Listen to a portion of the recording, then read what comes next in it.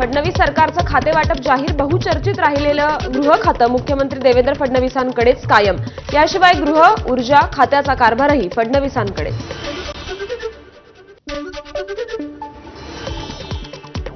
उपमुख्यमंत्री एकनाथ शिंदेंकडे नगरविकास, गृहनिर्माण आणि सार्वजनिक बांधकाम आणि उपक्रम खातं। फडणवीसांच्या मंत्रिमंडळातही अर्थ खातं अजित पवारांकडे कायम। ठाकरे आणि शिंदेंच्या सरकारमध्येही अजित पवारांकडे होता अर्थ खात्याचा पदभार। भाजप प्रदेशाध्यक्ष चंद्रशेखर बावनकुळेंकडे महसूल खात्याचा पदभार। शिंदेंच्या मंत्रिमंडळात राधाकृष्ण विखेंकडे होतं महसूल खातं। फडणवीसांच्या सरकारमध्ये पंकजा मुंडेंकडे पर्यावरण खातं, त्यासोबत हवामान आणि पशुपालन खात्याचा पदभारही पंकजा मुंडेंकडे। धनंजय मुंडेंकडे अन्न आणि नागरी पुरवठा खात्याचा पदभार, तर धनंजय मुंडे असलेलं कृषी खातं माणिकराव कोकाटेंकडे। पहिल्यांदाच मंत्रिपदाचा कोट घालणाऱ्या भरत गोगावलेंना रोजगार हमी आणि फलोत्पादन मंत्रालयाचा पदभार। शिवसेनेच्या संजय शिरसाटांना सामाजिक न्याय, तर प्रताप सरनाईकांना परिवहन खातं। शिंदेंच्या शिवसेनेचे दादा भुसे यांच्याकडे शालेय शिक्षण मंत्रिपदाचा पदभार। मागील सरकारमध्ये केसरकरांकडे असलेलं खातं आता दादा भुसेंकडे। आदिती तटकरेंकडे महिला बाल कल्याण खातं कायम, तसंच उदय सामंत, हसन मुश्रीफ, गुलाबराव पाटील यांचीही खाती फडणवीस सरकारमध्ये पूर्वीचीच। पहिल्यांदाच मंत्री झालेल्या राष्ट्रवादीच्या दत्ता भरणेंना क्रीडा आणि युवक कल्याण, तर नरहरी झिरवाळांकडे अन्न आणि औषध प्रशासन खातं। पहिल्यांदाच मंत्री झालेल्या भाजपच्या शिवेंद्रराजे भोसलेंना सार्वजनिक बांधकाम खातं, सार्वजनिक उपक्रम वगळता, तर नितेश राणेंना मत्स्योद्योग आणि बंदरे हे खातं। खाते वाटप झाल्यानंतर मंत्री प्रताप सरनाईक ठाण्यात 21 जेसीबीची सलामी देऊन सरनाईकांचं स्वागत, तर आनंद आश्रमात जात दिवंगत नेते आनंद दिघेंना केलं अभिवादन। मंत्रिपद मिळाल्यानंतर मंत्री भरत गोगावले मुंबईला येताच त्यांचं विमानतळावर जंगी स्वागत।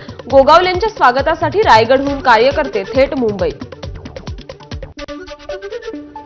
मंत्रिपद मिळाल्यानंतर संजय शिरसाट पहिल्यांदाच छत्रपती संभाजीनगरमध्ये, कार्यकर्त्यांकडून शिरसाट यांचं जंगी स्वागत।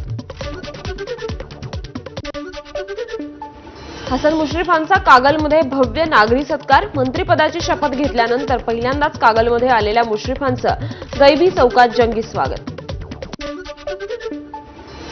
प्रकाश शेंडगे यांच्या अध्यक्षतेखाली आज महाराष्ट्रातील प्रमुख ओबीसी नेत्यांची बैठक। बैठकीत भुजबळांना मंत्रिमंडळात स्थान न दिल्यामुळे ओबीसी समाजातील असंतोष आणि अन्य विषयांवर चर्चा होणार। शिर्डीमध्ये 12 जानेवारीला भाजपचं जेपी नड्डांच्या उपस्थितीत महाअधिवेशन। भाजप स्थानिक स्वराज्य संस्थांच्या निवडणुकांचं रणशिंग फुंकणार असल्याची माहिती। नागपुरातील राज्य सरकारच्या हिवाळी अधिवेशनाचं सूप वाजलं। फडणवीस ठाकरेंची भेट। बीड परभणीच्या मुद्द्यासह अनेक विषयांनी अधिवेशन गाजलं। पुढील अधिवेशन 3 मार्चला मुंबईत होणार। मागील 2.5 वर्षात केलेल्या कामांना पूर्णत्वास नेणार। अंतिम आठवडा प्रस्तावावर बोलताना मुख्यमंत्री देवेंद्र फडणवीसांचं आश्वासन। अधिवेशनातून मराठवाडा आणि विदर्भाच्या वाट्याला काहीही आलं नाही। 12 कोटी जनतेची फसवणूक झाली, भास्कर जाधव यांची टीका। महाविकास आघाडी सरकार असताना उद्धव ठाकरेंनी पहिल्याच अधिवेशनात कर्जमाफी केली होती। या सरकारने मात्र शेतकऱ्यांच्या तोंडाला पानं पुसली, पटोलेंची टीका।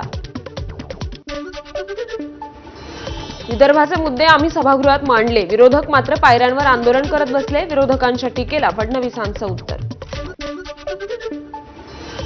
अधिवेशनाच्या 6 दिवसात सरकारने भरगच्च काम केलं, चौफेर विकास करण्यावर आमचा भर। अधिवेशन संपल्यानंतर घेतलेल्या पत्रकार परिषदेत फडणवीसांनी मांडला अधिवेशनातील कामकाजाचा लेखाजोखा। हिवाळी अधिवेशनात विरोधी पक्ष गारठलेला, कारण जनतेच्या प्रेमाची ऊब आम्हाला। उपमुख्यमंत्री एकनाथ शिंदेंचा विरोधकांना खोचक टोला। ईव्हीएममध्ये अजिबात घोटाळा नाही, विरोधकांनी जनतेचा कौल मान्य करावा। उपमुख्यमंत्री एकनाथ शिंदेंचं वक्तव्य, तर विरोधकांना उघडा डोळे बघा नीट म्हणत एबीपी माझाच्या ब्रीदवाक्यातून मारला विरोधकांना टोला। काहींनी मुख्यमंत्री पदाचा राजीनामा देताना आमदारकीचा राजीनामा देणार असल्याचं म्हटलं होतं. मात्र आता ते आमदारकी वाचवण्यासाठी पर्यटक म्हणून विधिमंडळात येऊन गेले. एकनाथ शिंदेंचा उद्धव ठाकरेंना खोचक टोला. पीक विमा घोटाळ्याची चौकशी करा. पीक विमा माफिया कोण आहेत ते शोधून काढा. ठाकरे गटाचे आमदार सुनील प्रभू यांची मागणी.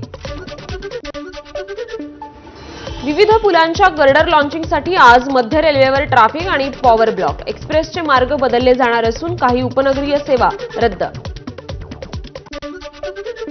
मध्य रेल्वेवर आज मेगा ब्लॉक. ठाणे कल्याण स्थानकांदरम्यान अप आणि डाऊन जलद मार्गावर ब्लॉक. ट्रान्स हार्बर मार्गावर ठाणे वाशी नेरूळ स्थानकांदरम्यान ब्लॉक कालावधीत पनवेल ते ठाणे आणि ठाणे ते वाशी नेरूळ पनवेल मार्गावरील लोकल सेवा रद्द. शिर्डीचे साई मंदिर 31 डिसेंबरला दर्शनासाठी रात्रभर खुले राहणार. सर्व भाविकांना दर्शन घेता यावं यासाठी मंदिर प्रशासनाचा निर्णय. कोकणातील दिवेआगर आणि श्रीवर्धन समुद्र किनाऱ्यावर पर्यटकांची तुफान गर्दी. स्पोर्ट्स राईडसह समुद्रकिनारी घोडागाडीवर बसण्याचा पर्यटक आनंद घेत आहेत. डिसेंबर महिना असल्याने आणि वीकेंडमुळे सिंधुदुर्गातील समुद्रकिनारे पर्यटकांनी बहरले. मालवण, तारकर्ली, देवबाग, चिवला, वेंगुर्ला, देवगड किनाऱ्यावर पर्यटकांची गर्दी. बीडमधील पोलीस अधीक्षक पदाचा नवनीत कौवत यांनी स्वीकारला पदभार. मस्साजोग गावचे सरपंच संतोष देशमुख यांच्या हत्या प्रकरणात मुख्यमंत्री फडणवीसांकडून पोलीस अधीक्षक अविनाश बारगळ यांची बदली. मस्साजोगमध्ये अजित पवारांना ग्रामस्थांचा विरोध. दादांसमोरच धनंजय मुंडेंना मंत्रिमंडळातून काढण्यासाठी घोषणाबाजी. अजित पवार वाल्मिक कराडला वाचवत असल्याचाही ग्रामस्थांचा आरोप. राहुल गांधी 23 डिसेंबरला परभणीतील सोमनाथ सूर्यवंशीच्या कुटुंबियांची सांत्वनपर भेट घेणार. यावेळी विजय वडेट्टीवारही उपस्थित राहणार. भाजप आमदार विक्रम पाचपुतेंकडून अहिल्यानगरमध्ये होणाऱ्या शासकीय रुग्णालयातील शवविच्छेदनावर प्रश्न उपस्थित. वेगवेगळ्या ठिकाणी वेगवेगळे अहवाल येत असल्यानं शासनानं हा प्रश्न गंभीरतेनं घेण्याची मागणी.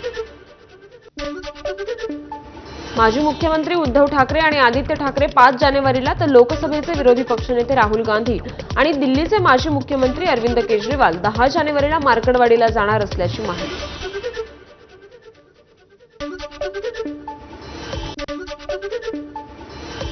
38 वर्ष जुना शिवसैनिक असूनही मंत्रिपद मिळालं नाही अशी खंत वाटते. कोल्हापूर उत्तरचे आमदार राजेश क्षीरसागर यांच्याकडून खंत व्यक्त. 1500 मतांनी निवडून आलोय म्हणून मंत्रिपद मागायचं का? दिलीप वळसेंचा कार्यकर्त्यांना सवाल. साहेब मंत्रिपद पाहिजे, कार्यकर्त्यांच्या आग्रहावर वळसेंचा मिश्किल टोला. रत्नागिरीच्या गुहागरमधील खरे ढेरे भोसले महाविद्यालयाच्या प्राध्यापकांना झालेल्या मारहाणीच्या निषेधार्थ शिक्षक संघटना रस्त्यावर. मारहाण करणाऱ्या संस्थाचालकांवर कठोर कारवाईची मागणी. 3 आरोपी अटकेत. चंद्रपूर जिल्हा मध्यवर्ती बँक परीक्षेचा जालन्यातही बोजवारा. तांत्रिक बिघाड झाल्यानं रोहनवाडीतील परीक्षा मध्येच थांबवावी लागली. आता 23 डिसेंबरला पुन्हा परीक्षा होणार.